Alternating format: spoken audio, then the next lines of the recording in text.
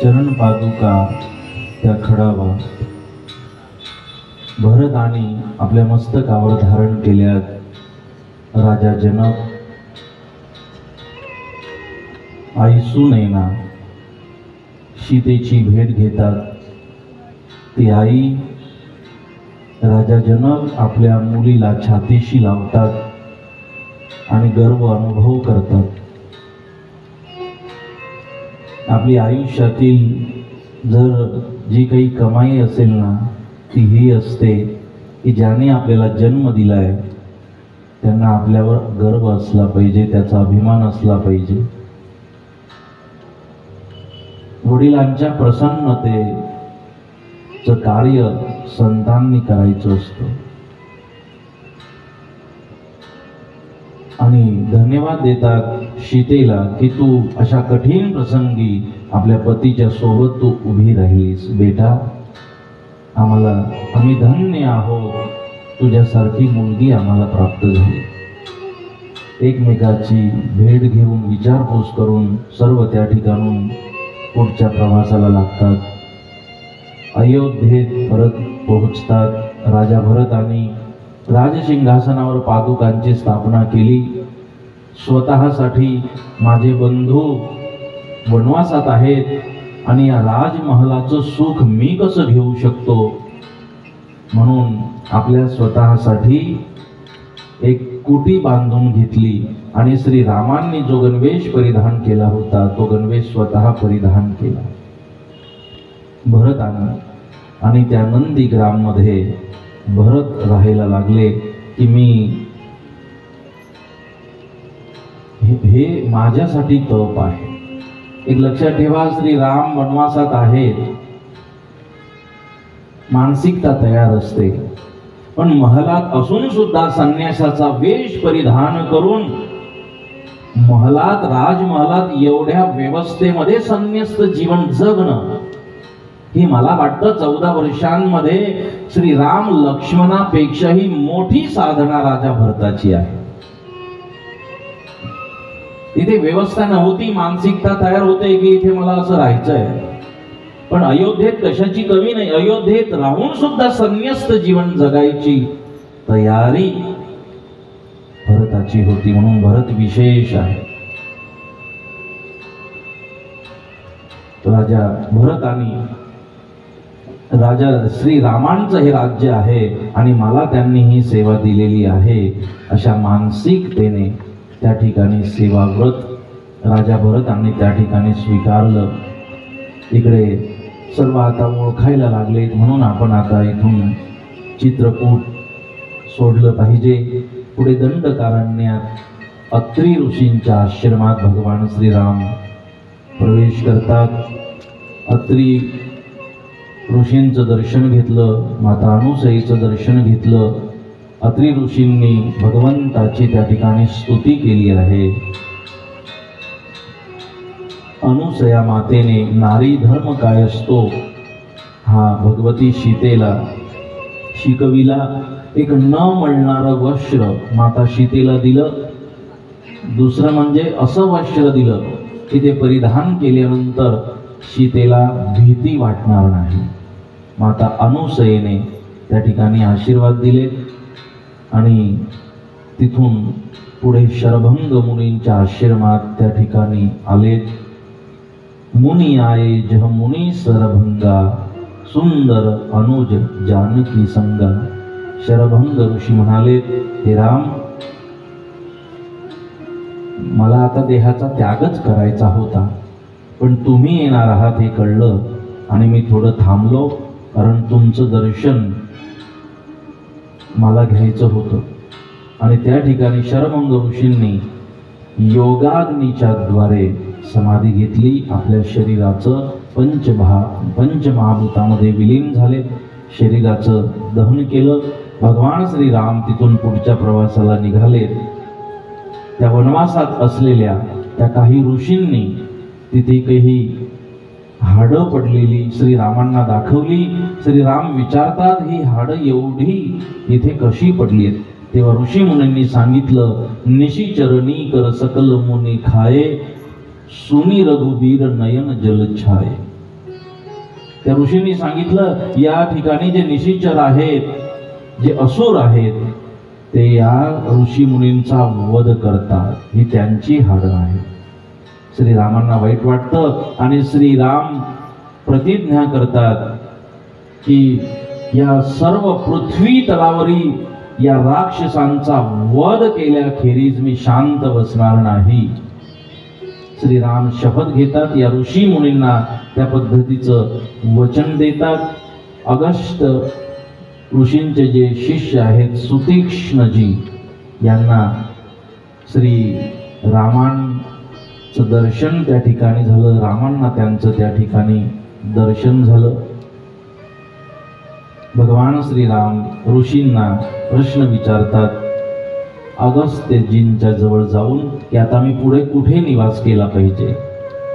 अगस्त्यजी म्हणतात, दंड कवन पुनीत प्रभू करहू, उग्र साप मुनी बर कर हरहू.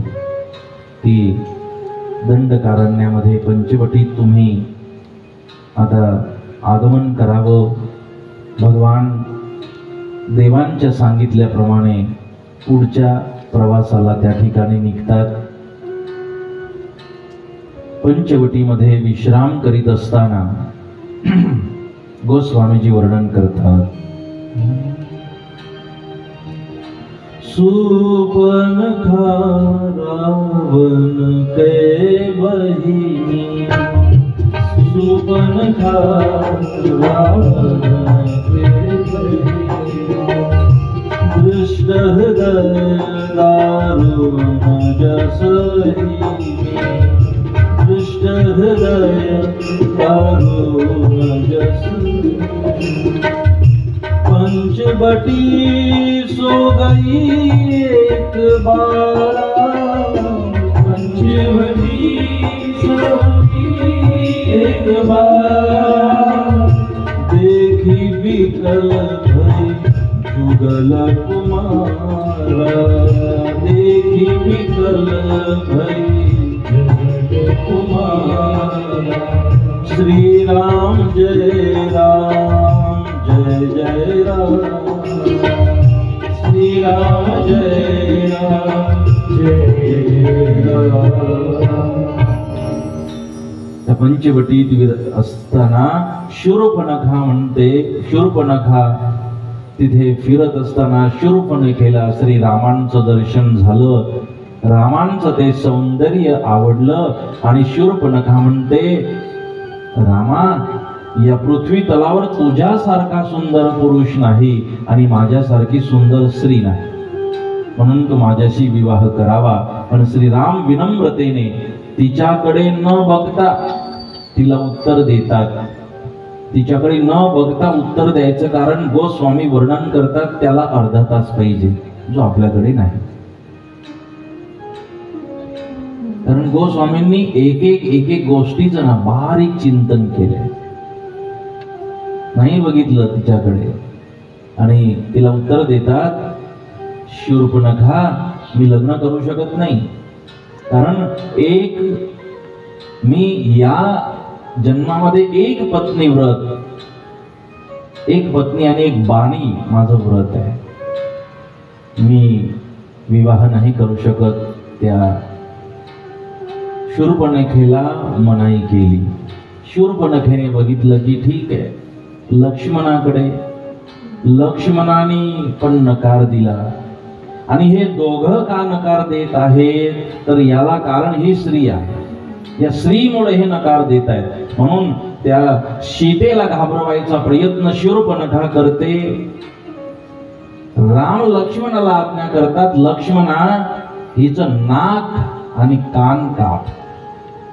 आणि तलवारीच्या माध्यमातून त्या शूर्पणखेचं नाक आणि कान लक्ष्मण कापतात. म्हणजे आपण म्हणतो नाक कापायला गेली होती का, असं नाक कापणं. देवानी नाक कापलंय त्या शूर्पणखेचं. म्हणून आपल्याला नाक कापायची वेळ येईल असं आयुष्यात आपण वागू नये, असा आदर्श श्री रामकथा, श्री रामचरित्र आपल्याला देत आहे. एक लक्षात ठेवा की इकडे अरण्यात एकट्या श्री रामाला शूर्पणखा म्हणते माझ्यासोबत लग्न कर, आणि श्रीराम तिच्याकडे न बघता तिच्याशी बोलतात, उत्तर देतात विनम्रतेने. म्हणजे तिला असंही नाही म्हटलं मी लग्न नाही करत तुझ्याशी, असंही नाही. बस माझं लग्न झालंय आणि माझं एक पत्नी व्रत आहे. म्हणजे ती म्हणेल की मग दुसरी बायको असायला काय हरकत आहे, म्हणून आधी उत्तर दिलं श्रीरामांनी मी एक पत्नी व्रत माझं या जन्मात. म्हणजे जेव्हा नकार द्यायचा तो विनम्रतेने, एक पत्नी व्रताचं पालन भगवान श्रीराम करत आहेत. एक बाणी व्रत आहे, पण ते व्रत अशा पद्धतीने करतायत की मला त्याचा अभिमान येता कामा नये. माझ्या संकल्पाचा मला अभिमान, माझ्या नियमाचा, माझ्या संस्काराचा मला अभिमान येता कामा नये. अशा विनम्रतेने श्रीराम उत्तर देतात. शूर्पणखेचं नाक आणि कान कापल्यामुळे ती विभत्स दिसायला लागली. आधी स्वभावाने होतीच, आता स्वरूपानेही विभत्स दिसायला लागली.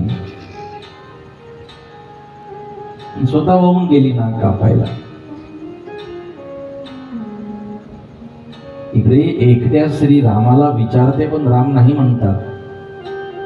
ही रामांची मर्यादा आहे, म्हणून श्रीरामांना मर्यादा पुरुषोत्तम आपण म्हणतो. रावणाची ती बहीण रावणाला जाऊन मग ती जास्तीच सांगत असते. रावणाला असं सांगत नाही की मी स्वतः नाक कापायला गेली. रावणाला ती सांगते की 2 राजकुमार त्या चित्रकूटमध्ये आहेत आणि त्या ठिकाणी त्यांच्यासोबत एक स्त्री आहे आणि ती स्त्री खूप सुंदर आहे. त्या पंचवटीत ती स्त्री खूप सुंदर आहे आणि ती तुझ्या या लंकेत शोभून दिसेल, म्हणून तू लंकेत ती कशी येईल असा तू प्रयत्न करावा असं मला वाटतं. तिने हे नाही सांगितलं माझा अपमान झाला म्हणून मग तू तिला पळवून आण. रावण जाऊन बघतो. रावणालाही ती परिस्थिती बघितल्यानंतर वाटतं की हो, ही सीता आपल्या लंकेत असली पाहिजे, हिच्याशी मला विवाह केला पाहिजे. मग करायचं काय? मग त्यांनी युक्ती तयार केली.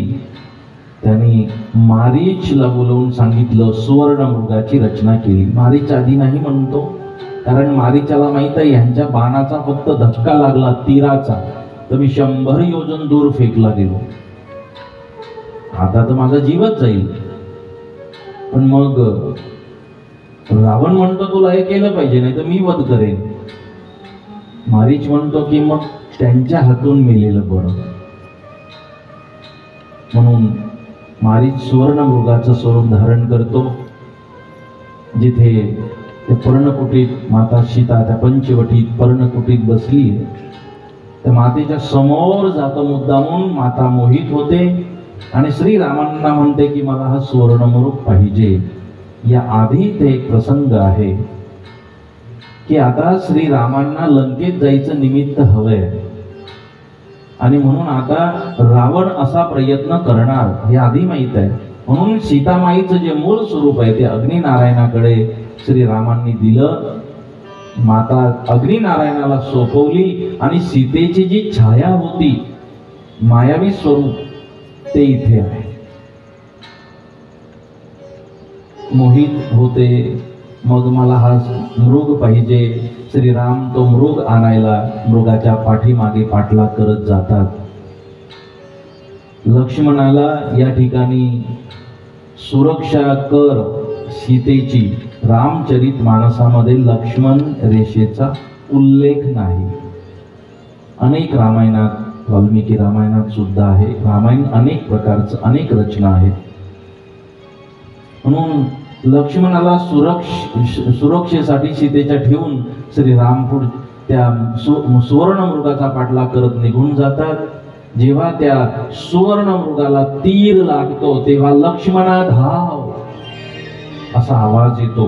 राम म्हणतात लक्ष्मणा धाव असं हा का म्हणून म्हणतो, इकडे आवाज गेलाय, माता सीता म्हणते लक्ष्मणा जा, राम धोक्यात आहेत. लक्ष्मण म्हणतात आई तू काळजी करू नकोस, राम धोक्यात नाही, काहीतरी चुकीचं घडतंय, मला काहीतरी संशय आहे. पण मातेचा आग्रह, आपल्या पत्नीची चिंता, म्हणून माझं वाटेल ते होऊ दे, लक्ष्मणा तुम्ही मदतीला जा. आणि म्हणून लक्ष्मण मदतीला जातात. आता सीतेजवळ कोणीही नाही म्हणून रावण तिथे प्रवेश करतो. मग आता तिला पळवून न्यायचंय म्हणून साधू वेश धारण करतो. साधू वेश धारण केल्यामुळे आई सीता साधू वेशात बघून विनम्र भावे प्रणाम करायला, भिक्षा द्यायला जाते. आणि रावण हात पकडून मूळ स्वरूपात येऊन पुष्पक विमानात बसून माता सीतेचं हरण करून घेऊन जातो. वायू वेगाने ते पुष्पक विमान पुढे जात आहे. तिथे जटायू, संपातीचा भाऊ जटायू, त्या जटायूच्या लक्षात येतं की एका महिलेचं हरण होत आहे आणि हरण करणारा रावण आहे. जटायूला माहित आहे मी जर अडवलं माझा जीव जाऊ शकतो. हा रावण आहे, हा साधारण नाही, हा मोठा योद्धा आहे. परंतु काही झालं मी माझ्या डोळ्यांनी एका स्त्रीचं हरण बघू शकत नाही. आणि म्हणून तो त्या रावणाच्या समोर जाऊन त्याचा रस्ता अडवतो. रावण म्हणतो रस्ता सोड. जटायू म्हणतो मी रस्ता सोडणार नाही, या मातेचं तू हरण करत आहेस, या मातेला तू मुक्त कर. जटायू ऐकत नाहीत म्हणून जटायू सोबत युद्ध होतं. कपटाने त्या जटायूचे दोघही पंख रावण कापत असतो. घायाळ झालेले ते जटायू जमिनीवर येऊन पडतात. आणि सीतेला परत पळवून न्यायची सुरुवात रावण करतो. तेव्हा जात असताना आई सीता त्या जटायूला म्हणते जटायू काही वेळाने राम मला शोधत शोधत इथे येतील, त्या रामांना माझा निरोप दे. या दिशेने रावण मला पळवून घेऊन गेलाय. आणि रावण पुढे निघून जातो. जटायू वचन देतो की मी देवाला निरोप देईन. जटायू एवढे घायाळ झालेत, समोर यमदूत येऊन उभे राहिले, जायची वेळ. जटायू म्हणतात यमदूता, मरणाला म्हणतात, काळाला म्हणतात जिथल्या तिथे उभं राहा. जोपर्यंत राम इथे येत नाहीत आणि मी आईने दिलेलं ते वचन, तो निरोप रामांना सांगत नाही, तोपर्यंत खबरदार मला स्पर्श करायचा नाही. आणि आश्चर्य काय, जटायूने त्या काळाला थांबवलं. काळाला थांबावं लागलं, त्या यमदूतांना थांबावं लागलं. त्यांची हिंमत झाली नाही जटायूला घेऊन जायची. त्याचं कारण काय, पुरुषार्थ. आपण जर एखाद्या ह्याचा पुरुषार्थ काय, एका स्त्रीचं हरण होत असताना जटायूने आपल्या जीवाची चिंता न करता त्या महिलेचं रक्षण व्हावं म्हणून त्याने पुरुषार्थ केलाय, बलिदान दिलंय. आणि या पुरुषार्थात आपल्या सत्कर्मात एवढी ताकद असते की काळालाही आपण उभं करू शकतो. काळ स्पर्श करू शकला नाही. एक या जटायूचं मरण या पद्धतीचं आहे. काळाला थांबवलं. इकडे श्रीराम पर्णकुटीत पोहोचले. त्या पंचवटीत पर्णकुटीत पोहोचले. बघितलं सीता नाही, पाय उमटलेले दिसले. सीता दिसत नाही म्हणून सीते वियोग करत आहेत. त्या पाऊल पुन्हा उमटलेल्या दिसल्या. काहीतरी विपरीत घडलंय.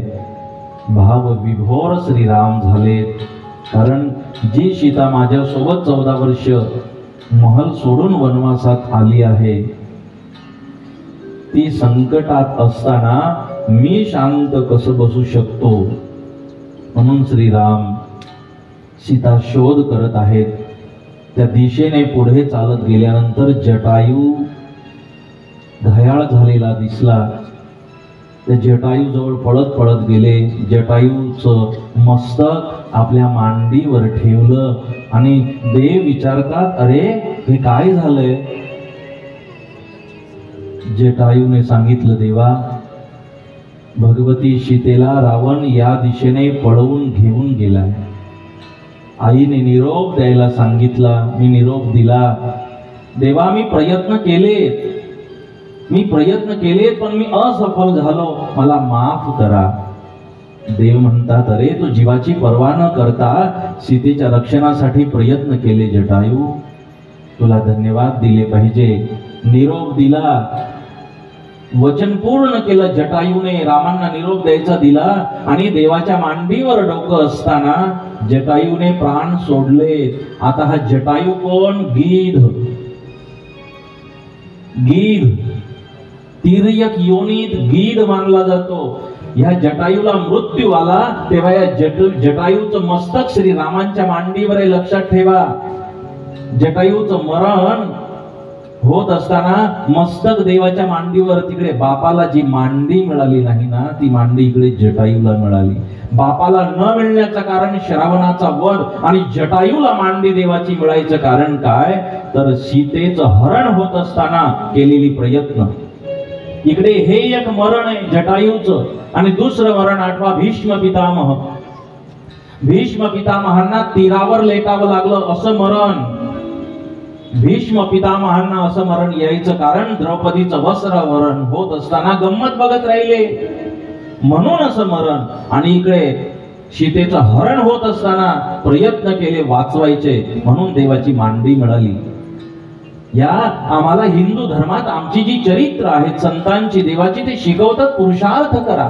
असंच आपण गंमत बघत राहिलो ना, तो देव नाही आशीर्वाद देत. पण माझ्याकडून देव, देश आणि धर्म या सुरक्षिततेसाठी मला जी कर्म करता येतील, माझा पुरुषार्थ करता येईल ती मला केली पाहिजे. जटायूने पुरुषार्थ केला. किती सुंदर मरण जटायूचं, देवाच्या मांडीवर. त्या जटायूचा उद्धार करून भगवान श्रीराम पुढच्या प्रवासाला निघतात. पुढच्या प्रवासाला सीता शोध करत असताना एक वाट लागते. देवाचं मन भरून येतं. शब्द गहीवरून मन गहीवरून येतं आणि शब्दही बदलतात. लक्ष्मण म्हणतात, देवा काय झाले? तेव्हा देव म्हणतात, अरे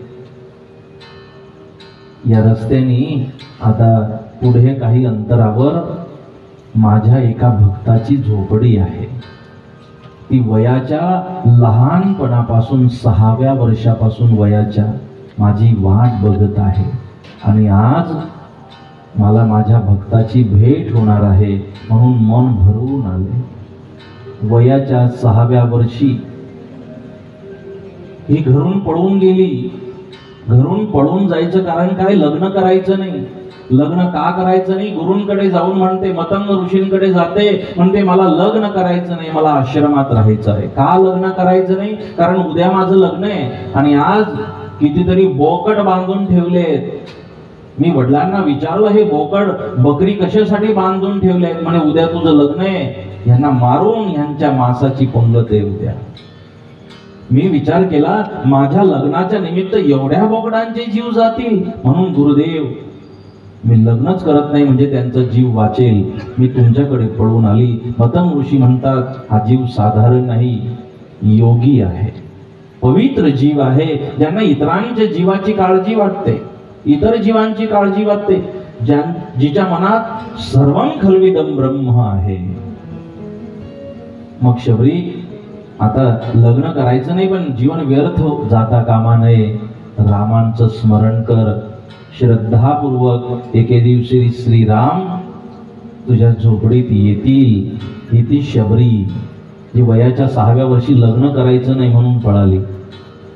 मतंग ऋषींनी राम नामाचा मंत्र दिला आणि त्या दिवसापासून ही शबरी देवाचं स्मरण करते आहे. श्रीराम श्रीराम देवाची वाट बघते आहे. गुरुदेवांनी मंत्र दिला, एके दिवशी तुझ्या या झोपडीत. तिला आधी आश्चर्य वाटायचं, या जंगलात वनवासात राम कशाला येतील? परंतु गुरुदेवांनी सांगितलं, तू जर मनापासून श्रद्धापूर्वक रामांचं स्मरण केलं ना शबरी, राम नक्की येतील. तो भावाचा भुकेला आहे. आणि शबरी नामकरण कसं झालं माहित आहे? सबुरी म्हणून शबरी. जिने सबुरी ठेवली, जहां सब रहे वहां शबरी है, तिने सबुरी ठेवली की राम येतील, आणि म्हणून माता शबरी गुरुदेवांनी जो मंत्र दिला राम, त्या रामाचं स्मरण करत देवाची वाट बघते आहे की माझे राम येतील.